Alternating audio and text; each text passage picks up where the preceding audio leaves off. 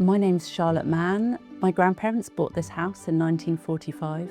My grandfather was the doctor in the local community here. We're in the surgery on the side of the house. It's a surgery that was built in 1948. So part of this house existing like this is because my uncle, who lived here until he died, this was always his home. The whole exhibition started when I decided to take my uncle's collection of law books out of this space, like literally where we are now. It was full to the ceiling with a collection of books and papers that my uncle had made since 1987 when the practice closed. And it was just revealing the fact that underneath all these books there was a totally perfectly preserved surgery.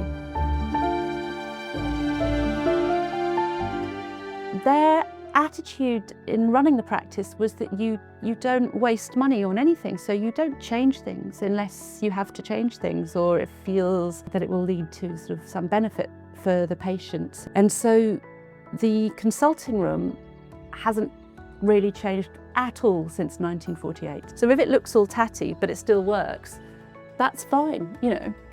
I don't think the patients are yearning for the drawer that their papers are in to be brand new. They just want to have more time with a doctor who understands their job and will listen to them. This area, the reception area, was built in the 60s. But of course, they needed somewhere to put all of these things, you know, there's just these drawers and drawers for all of these, you know, and these that I'm holding here, none of them are real because all the real patients' notes were taken when the surgery closed in 1986 or 7.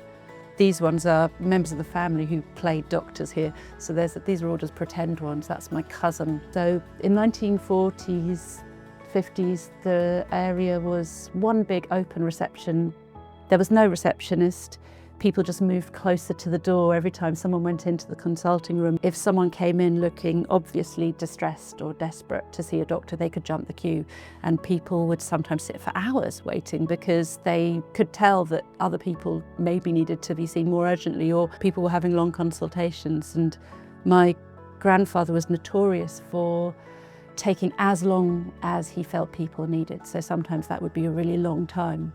I spoke to lots of patients of his who've come to the exhibition. I haven't heard anyone who said anything other than we had to wait a really long time, but we didn't mind because we knew that if ever we needed to, he would take as long as we needed. Whenever you were in his company, you were the most important thing. In a way, you were the whole world whenever you were in his company, and that's how it felt as a member of his family as well. So there was a feeling of my grandmother especially would, you know, make sure there was always fresh flowers on the table. There was care given by the family that the waiting room environment was a nice place. So Charlie was able to be the doctor he was because he had an amazing wife, and she didn't want to have the official title receptionist. She didn't really want to be pigeonholed in any way, but she was amazing at making this possible.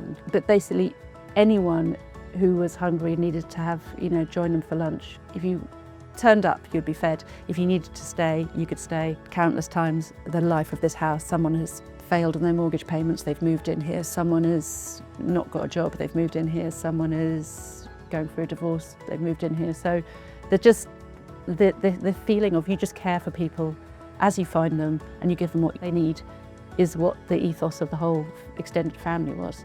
And him, my grandfather, being a doctor is just sort of part of that.